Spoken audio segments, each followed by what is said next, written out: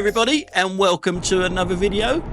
We start this one off on the M23. We're heading towards Gatwick. That slip road to the left hand side is the good old M25, which we do not want, and we do not want that sun in our eyes all the way down to Gatwick Airport. Incidentally, a lot of people have been saying that I sound a lot like Victor Meldrew from One Foot in the Grave, always moaning about nothing. So this little clip here is all about me moaning about nothing. Well, it is and it isn't. There are things that are wrong, but does it deserve a moan like Victor? I'll let you be the judge of that, and you can tell me in the comment section, is it worthy of a moan or not? So here we are. We're driving down the M23, minding my own business with the sun in my eyes. I've got the wife with me, keeping me in check. Oh, I don't believe it. And we're coming up to a slip road. It's the M25 coming onto the M23, where it all goes a little bit Pete Tong. Pete Tong is rhyming slang for wrong, basically. And it all goes a little bit Pete Tong here. Nothing's happened at the moment. It's a nice sunny day. For this sort of road, it's pretty empty. And as we go to the rear camera now, we're looking at the white car all the way over to the right hand side, who's been on the M25, and he's coming on to the M23. I'm going to move over, and the little moan up here is he was going to undertake me. Without a shadow of a doubt, if I didn't move over, he was going to undertake me. No question. So that's the first moan up without it being a proper moan up incident, shall we say. It's just me being observant. My next moan is lane hogging. Why are you not moving over? And I'm just going to pause it here for my next moan up. Why is the indicator down there? What idiot would design a car to have an indicator down there? Probably the same idiot that puts seatbelts that do not recoil in my Kia. Yeah, they should be up there so everyone can see them. It's not rocket science, is it? I'm really victoring the hell out of this clip, and as we can see here, they're still lane hogging. Oh, and also, did you notice I've got my voice back? Oh yes, I have indeed got my voice back. We're going to go to the rear camera now and see these two pilchards in the outside lane. And if you look closer, you can see the usual suspects. Yep. White vans, but look what's written on the side of one of them. None of them will move over. They should be over at least one more lane each, because they're going to be overtaking me in a little while, but no one is overtaking anything, and they will not move over for each other to give way. A pair of absolute clowns. And apparently one of them is a professional driver. Yeah, the one closest to us is apparently a professional driver. Oh dear. Oh, I don't believe it. So we just go back to the front camera now and continue to watch the vans as they go side by side down the road, and more lane hogging. We've got the trainee Audi driver in front of us that doesn't seem to want to move over to lane 1. Oh, and the other thing that's wrong with this road, apart from everything that I've just shown you, where the hell is the hard shoulder? The British workforce decided that this road does not need a hard shoulder. Have you ever broken down before? The Rupert or Penelope that came out of university to build these roads like this, well, I say build these roads, tell other people to build these roads, have had no experience of a car or anything else for that matter breaking down.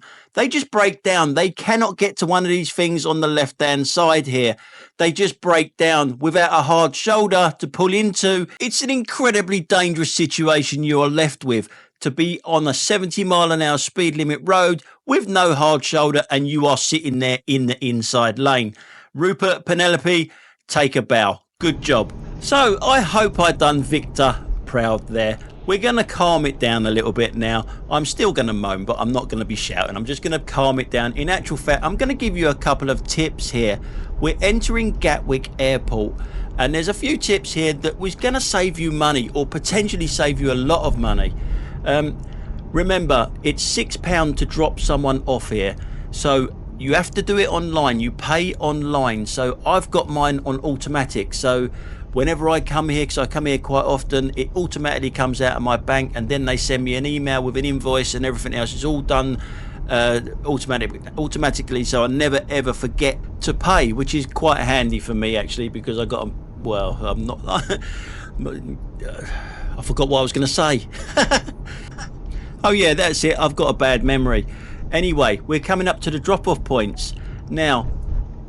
If you're coming here and you've got someone that is able to walk and they don't mind crossing the road, take the right-hand lane here because it's generally empty. Okay, go down that lane there to the right. Don't follow where I'm going here because customers always want to be closest to the terminal as possible, and the terminal's over to our left-hand side. Now you'll see that all these cars, they're not unloading. They've got rid of their passengers and they're just waiting for another job. They're all private hire drivers waiting for another job. So they're blocking up the whole aisle.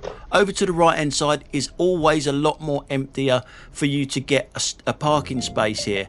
So after I've messed about straightening myself up a little bit here, I get out and let my passenger out and help him with the luggage and that. And you'll hear my Kia go off because I'm away from the car with the key in my pocket. That is another thing that drives me bloody mad with this car. The bings and the bongs and everything else, it's just constant. It's absolutely constant. Now I've speeded it up a little bit here just to show you a little bit further down the road. And this one can potentially save you a fine. Okay, because it is terribly marked. There's no signs for it until you've overshot it, and I'll show you exactly what I mean in a second. After I finish with my customer here, you'll see that everyone is still here that was here when I turned up, so they're just waiting for another job. They get 10 minutes for their £6. They get 10 minutes, and they take all them 10 minutes. They should be told as soon as you're finished with your passenger, off you go, because they're blocking it all up. Now further down here, the other tip is that there's loads of spaces to the left hand side again. It's just that people don't want to overshoot the this road, and I'll show you why they don't want to overshoot it. See all this space here, you can park on the left hand side here, no problem. But if you look at the signage, there is no signage. What I'm about to show you here is just telling you that you got to pay. All these signs are saying you have to pay, you have to pay, you have to pay. If you go past this bit here, you get a fine, because that bit over there where that guy is parked unloading, you can see him unloading, you're not allowed to park there, and there's a guy that's actually nicking him there. What a lovely guy. The sign to say that you can't park there is underneath this Range Rover here. Yeah, you got to be in the rich club to park there. The business permit holders only there. So if you overshoot this, you will have to pay your £6 to drive in here. And if you park there, I don't know what the fine is, but I'm sure it's probably starts at around 60 quid. So don't overshoot the drop-off zone. And I'll just show you it from the rear. All the cars and vans and everything else that was there when I pulled up, they're all still there waiting. It's ridiculous why they're not moving them on. Instead of finding someone that's just overshot this parking bays here and nicking him, why are they not moving all of these guys off of here? Because they're done. You can see that they're not unloading, they're not loading. They shouldn't be loading anyway because it's drop off only. Picking up is over to the left hand side in the car park. Now as you can see, the right hand side and the left hand side is nice and empty down further along, but as soon as you go too far, you're in trouble and you're going to get a nice fine. But the signage, as per usual in this country, is rubbish. There wasn't no sign, and there he is taking a picture of him saying you were definitely there, and that is the only signage there underneath that Range Rover saying that you can't park there. That is absolutely disgusting. I think the British workforce again strikes. So as you can hear, I have definitely got my voice back. And well, we're coming back into London now. We're on the A217, and it is another British workforce clip for you. Oh yes. So we're driving down this road, and as you can see, there's a few signs saying that the road is closed further up, diversions and all this sort of stuff. I wonder what's going on. So we're gonna go down the road. It says it's closed. Yeah, we're gonna see what's the road ahead is closed. I want to see what it's all about.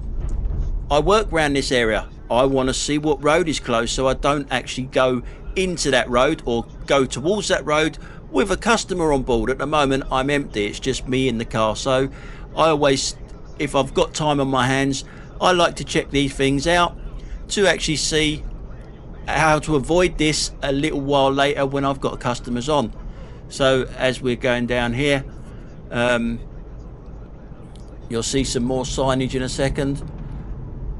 Unfortunately we get caught at these lights here, but I had to show you this whole road just to show you the signage from all the way back there on the A217. We're not on the A217 now, obviously, and we're just going to go a little bit further up and just show you how good the British workforce is again. And people stick up for these, believe it or not. They and the other thing that keeps coming up in the comment section, people say it's not the people that are doing it on the road. It's the people in the offices, their bosses, that tell them to do this sort of stuff. Yes, they do, and I am including them in the British workforce. But in this case, it is the people on the roads that are doing this. So we got another sign here. What a perfect place to put a sign, yeah? Road ahead closed. In the road where there's two lanes coming together here, they put it in the road. So what could possibly happen there, yeah? The right hand lane comes into the left hand lane, but the left hand lane wants to come out because there's a bloody road sign in the road. The British workforce, you just gotta love them, ain't you? They're just so incredibly stupid. So we are still going to go down this road which says road ahead closed, because I want to see what it's like, because I do know what's coming along, because this was here yesterday and I did exactly the same thing yesterday. Road ahead closed again, and the same thing happened yesterday. Okay, this isn't a one-off. We're coming down here again. There's some more signage, and it's in the road again, making it nice and tight there for you to get past oncoming traffic. Yep, gotta love them again. Yeah, the British workforce put the sign in the road on a narrow road with cars coming towards you on double solid lines, which you've got no choice but to go over it if you're driving a big vehicle. But you know, you're going to say the road ahead is closed, but it isn't at the moment, is it? Again, road ahead closed. Over to the left hand side, you can see that they're stopping you using that little slip road to come down this road. Why? Oh, of course, yeah, the road's closed. Yeah, obviously the road's closed. Oh, road works, the road narrows. An arrow telling you to move over to the left. Where's the road closed? Where is the road closed? I'm just going to speed it up to show you that the road is not closed. It may have been in the evening, at night, they might have been working at night, but they're not today. And this was the same yesterday. People are being diverted away from this road when they don't have to be. So in this clip, we're up on Epsom Downs. We've got a golf course right in front of us here to the left and the right of this road that we're going to go down. And it's all about a badly parked car. Someone needs an adjustment in their attitude more than anything else. This car over to the left hand side. Why does it think it can park in the driveway of the parking space there? That's not a parking space. Now I wonder if he had Rupert the Bear trousers on when he's out there playing golf. I'll leave you to hear what I said in the car. Oh, look, he's got a personalised number plate. Says it all, doesn't it? Look at all these parking spaces up here, but that one has to park like that.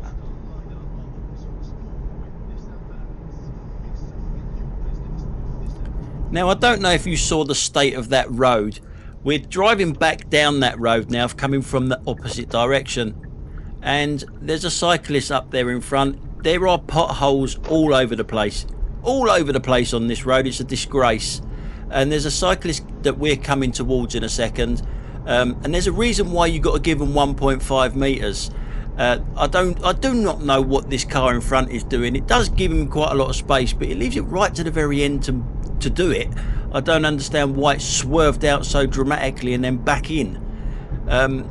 But there is a reason why you give these guys 1.5 metres. There we go, look, leaves it right to the last second. But this is why you have to give them 1.5 metres. There isn't a pothole there. He just swerves out for no reason. So that's why you got to give them 1.5 metres, because they're unpredictable. They can do anything like that and it will be your fault. Okay, so drive on the opposite side of the road to get past these muppets, because they are unpredictable. Now in the next clip, it's all about the British workforce again. Surprise, surprise. Yep, there's roadworks all over the place round here, and the temporary lights are not working. But then again, the British workforce isn't working neither. As you can see, there's sweat pouring off of them standing there. Johnny, the kettle's over there, mate. Yeah, put a kettle on. Yeah, they're covered in sweat. Don't worry about the lights. That's not going to cause any problems today. And as we go to the rear camera now, you saw that they wasn't working my side. And we'll just check this side to make sure that they're not working there neither. Good job, boys. Good job. Now in this clip, as we go round this bend here, we're looking at the white BMW to our left hand side. Big car, small brain. That's it, yeah, brain. Yeah, it needs a little bit of my lane. I don't know why. Move over, idiot. So last clip of the day here, we're approaching a roundabout. I'm turning right at the roundabout, so I get into the right lane. There's two lanes here. The left hand lane should be for straight on. There should be some road markings here, but it's common sense. You're going straight, you go in the left hand lane. You're going right, you go in the right hand lane. It really is common sense, but some people haven't got any common sense. They do need road markings on everything because their little tiny brain can't work it out for themselves. If you thought it was the Mercedes, you'd be wrong. It's the idiot next to us. And the crazy thing is, why would you do it when you got your company name written on the side of your truck? People see that and they think, well, I'm not going to use you. If you're driving that bad, what's your work going to be like? Left hand lane, turning right across that car there. Do I have to say anything else that how bad that is, how stupid that is? Shockingly bad, and you know it. God. Now this is why it's bad, because look at the line that car has taken to the truck. They would have crossed. If the timing was out, they would have crossed. It's just stupid. Just stupid. And with your company name on the side of the motor as well, you've got to be some sort of first class idiot in that van, ain't you? Anyway guys, that's it for today. Thanks a lot for watching, and I will catch you on the next one. Bye for now. Oh, it's good to have a voice back. Oh, I hope I've done Victor proud, by the way. See you later.